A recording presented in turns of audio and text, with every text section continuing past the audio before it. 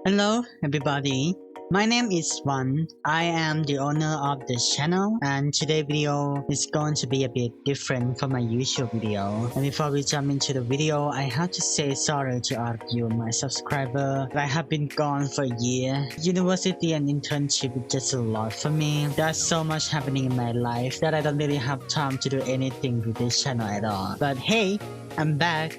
And I'm ready to take this channel to the next step. So thank you everybody that stumbled across this video and those who already subscribed to me. So without further ado, let's talk about Mothra, Kaiju or monster. When you heard these words, you're probably thinking about sharp teeth, keen claws, and scary red eyes with a menacing intention. But there is one kaiju who stands out above the rest. Kaiju who is benevolent in nature, calm and gentle, with no sense of danger, and that kaiju is of course Mothra. The main reason why I am such a big Mothra fan is because of these reasons, and because of her beauty that no other kaiju in the Godzilla franchise possess. She is probably one of the most popular characters in the Godzilla series and appeared in several Godzilla films throughout the era. Even has her own trilogy at one point of Rebirth of Mothra series. So how is such a beloved and popular character encountering any kind of tragedy or misfortune at all? Now, let me tell you why. As I said earlier, Mothra is a very popular character in Godzilla series. If Toho doesn't know what kind of kaiju they are going to use in the new Godzilla film, they will most likely turn to Mothra first, almost all the time. Even in the movie that has a slot for another kaiju already, Toho still manages to force Mothra into that movie, thus replacing that currently planned kaiju with Mothra, as you can see in the GMK film, which we will talk about soon in the video. This may be a good thing for her because she will appear in many Godzilla films. However, that lies the problem with Mothra. She is overused. Most directors that have opportunity to use Mothra in their films, most of the time they use her because of her popularity, not because they want her to be in the movie. Most of them don't know what to do with Mothra, so they just end up repeating the same plot that have been used before over and over and over again, to the point that it becomes a cliche. The most egregious example of the repeated plot of Mothra is of course the ridiculous number of times she died in the films. You might not find this plot that bad, which, yeah, it can work. It is functional and can be a really good plot point in the story if it didn't happen countless times already. It is so ridiculous that it became a meme in Godzilla fandom that every time Mothra appears in Godzilla movie, she's going to die. Now, in this video, we are going to look at all of Godzilla films that Mothra appear in and see if there are any plot or scene that get repeated in these films. Start off with the Showa era with her debut movie in 1961 film named Mothra. It is basically the start of it all. The gist of this movie is that evil, greedy businessmen stole Mothra fairies, and Mothra was pissed, honey. So she, as the lava form, swam through the ocean to Japan to rescue the fairies, and she also transformed into her immortal form in the process as well. Next is Mothra vs. Godzilla 1964. This is the first time she died on screen, and it's the first time we saw twin Mothra lava hatched from the same egg as well. This movie in the 1961 film has a pretty similar messages and theme of evil, greedy capitalist men trying to exploit the thing that belong to Mothra for money, but ultimately fail to do so. Next movie is Ghidorah, the three-headed monster. 1964. This movie only stars Mothra as a lava form only, which is very interesting. Outside of that, this movie doesn't really have many repeated plots to talk about. It's pretty original actually. Next one is Ibila, Horror of the Deep. 1966. This movie only features Mothra very briefly, about 5 minutes plus, and she just kinda there to get the main protagonist group out of the island, and that's it. And lastly, to end the Showa era is Destroy All Monsters 1968. Just like the Ghidorah, the three-headed monster, Mothra only appeared as a lava form, and just like that movie, this movie also doesn't really have any repeated plot to talk about. So, what do we have to say about Showa era Mothra? The thing about Mothra in the Showa era is that it's a starting point for her. So, most of the plots we discussed are pretty original. Some of the plots are eerily similar to each other. For example, the plot of the evil, greedy businessman trying to exploit something that belongs to Mothra for money, as we can see in both the 1961 film and the 1964 film. But outside of these two, Showa era is pretty good in terms of coming up with the original plots of Mothra. Kudos to them. Now, let's talk about the Heisei era. Start with Godzilla vs. Mothra, 1992. This movie has a plot that is almost a copy of 1961 film plot, but just throw Mothra into the mix with Godzilla as a side dish. The plot of Mothra family getting kidnapped and Mothra having to rescue them and transform into Imago form in the process is just a copy. You can say it's paying homage. God damn it, I hate that word so much. But I don't care. You know, I just don't give a shit. It's a copy, period. However, this film director is a pretty smart guy, and even though he uses the same plot as the 1961 film, he makes a lot of changes to the plot as well. So instead of just a direct copy, it's more like a plot that inspired by the 1961 film. And I am not going to talking about the World of Mothra trilogy, by the way, because the trilogy is self-contained and is not canon to the Heisei era films. But even if I want to talk about it, I can just wrap it up and say that it's all very original. But I digress. So what do we have to say about the Heisei era? Well, not much. It's not much actually. If we count only the Heisei films that are canon, we only have the 1992 film to talk about, and the film is fine. Clearly, it's not the most original film that stars Mothra in it, but it's decent enough to stand on its own because of the plot involved around Mothra.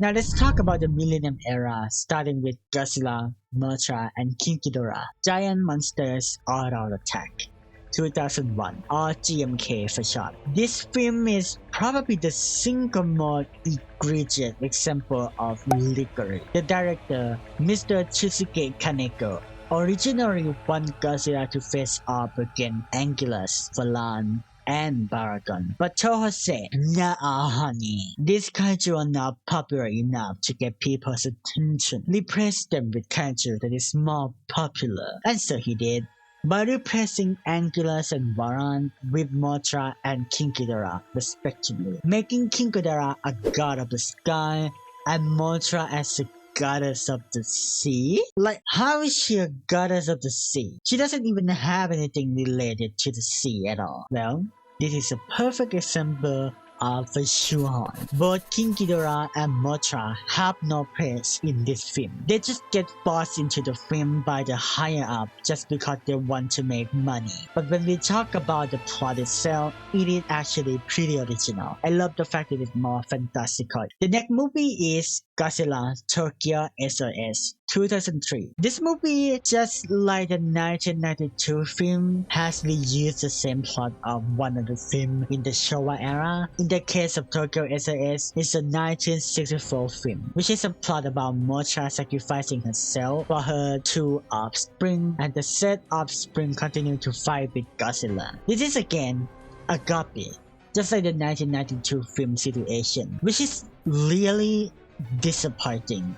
Since this film incarnation of Mothra is arguably the best looking Mothra we ever got, in my honest opinion. Yes, even better than the King of the Monster Mothra. But out of this amazing design and movement that Tokyo SOS Mothra possess, it all crumbling down because of the half-baked copy-pasted plot, and she died. Again. In the same exact way. Like, are you kidding me? The next film is Godzilla Final Boss, 2004. This is the last film in the Millennium era, and the Godzilla series will suffer a long 10-year hiatus until the legendary Godzilla happens. But I digress. Let's talk about Mothra in Final War, shall we? Godzilla Final War plot itself is just insanely chaotic. It's basically a kaiju salad by mixing them together and letting them fight Godzilla, and Mothra is also present in the film to fight, but she doesn't really have any important role in the film. She just kinda appear at nearly the end of the film and ally with Godzilla to fight Gigan and Monster Egg. There's also a misunderstanding about Mothra in this film as well, which is that she died fighting Gigan. This is not true, however, because when you watch the end credit scene, you can see she flying back to Infant Island and reunited with her twin fairies. So, what do we have to say about Mothra in Millennium series? There are only two things I can say: disappointing and wasted potential. The way she got shoehorned into the GMK film and the copy-pasted plot of Tokyo SOS are just bad. Really. There's nothing else I can say outside of that. Here's hoping for the new era of Godzilla to bring justice for Mothra. Spoiler alert, that's not. Now, this next section is going to be a little bit negative, so if any of these movies is your favorite movie, please know that I have nothing against you personally, and if you like this movie, it's fine, okay? It's just my opinion about what they have done to Mothra as a character. Let's start with the anime saga, shall we? First is a Godzilla anime trilogy, 2018. This trilogy is just plain weird. They turned Mega Godzilla into a building, turned King Ghidorah into a long space worm, and Mothra into a giant egg. The whole trilogy. Girl, what is this, honey? She has no real role to do in the film. Oh well, because she's an egg. There's no fighting scene, no design, no nothing. She just kinda appear as a vision for like 5 seconds at like nearly the end of the last trilogy film, which is still nothing. The next anime movie is Godzilla Singular Upon 2021. Mothra in this movie is, again, I don't know what it is about this anime that love to change and do weird and different things to an already perfect character that they themselves own. But I digress. Mothra in this film is a fucking group of sumo. I'm not kidding. The joke is basically writing itself. And just like the Godzilla anime trilogy, Mothra has nothing to do. She has no role to play in the film. Disappointing. Both of these anime movies. Oh my god. These anime are just trying so hard to be philosophical and smart and creative to the point that it becomes incomprehensible at best and nonsensical at worst. Truly a waste of potential, considering that these anime are made by the country that created Godzilla franchise itself. Now, there is only one film left that I haven't talked about. The film that made me want to create this video. And if you are a Godzilla fan, you probably already know what film I want to talk about next. Yes, it's Godzilla, King of the Monsters. Now I don't hate this film, okay? I think the film itself is fine. What they did to both Godzilla and King Ghidorah is nothing short of amazing. They used both of these kaiju very well. However, another two kaiju that the director Michael Dougherty put into this film, Lodan and Mothra, are just a waste of potential. Again, I use this word a lot, but it's true. Both of these kaiju have so little screen time, and yes, I know that the focus of the film is Godzilla and King Ghidorah, but come on now. Mothra and Lodan could have been so much better than this. especially Mothra. Now I have to give it to the director though, that he manages to make Mothra has a thing to do in the film. Even though it's not the best, it's still functional. But like, have you seen her fight with Loden? Like most of the fight is just circling around each other like a cat in heat, fighting for a mate in the sky. And on top of that, most of it is off screen. But the more egregious thing that happened in this movie, the more heinous thing out of them all, that made me so disappointed in Michael Dougherty after all the talk about him being a big Godzilla fan, is that he reused the same exact plot of GMK. Now most of you are probably questioning me right now, or some of you haven't noticed it yet, because GMK is a pretty old film. It's over 22 years at this point. So let's look into it a little bit deeper, shall we? So this is the scene I talk about. See, this is a King of the Monster film. Mothra sacrifices herself for her ally, which is Godzilla in this case, who gets blasted with the enemy beam attack, and then scattered into a particle of energy that flows into her ally's body, giving them some kind of power to overpower their enemy. Now look at this scene in the GMK film. Mothra sacrifices herself for her ally, which is King Ghidorah in this case, and gets blasted with the enemy beam attack, and then scattered into a particle of energy that flows into her ally's body, giving them some kind of power to overpower the enemy. That is the exact same scene. But just change Godzilla and King Ghidorah position with each other. Now if that's not lazy, I don't know what is. You have to know that I waited for 15 years for Mothra to be on the big screen again after the long hiatus of Godzilla Final War. And this is what I get? A half-baked reuse of the same exact plot of an old Godzilla film from 22 years ago. That is just disappointing. So what's next for Mothra? Well, if you ask me, I truly don't know. Since it's already been confirmed that the next movie of the monster world is Godzilla X Kong, The New Empire, and that film probably doesn't have anything to do with Mothra anyway. But why am I so sure about it? Well, I am sure about it because Godzilla vs. Kong, the film after King of the Monster, doesn't even mention Mothra at all, even though Godzilla vs. Kong is a direct sequel to King of the Monster.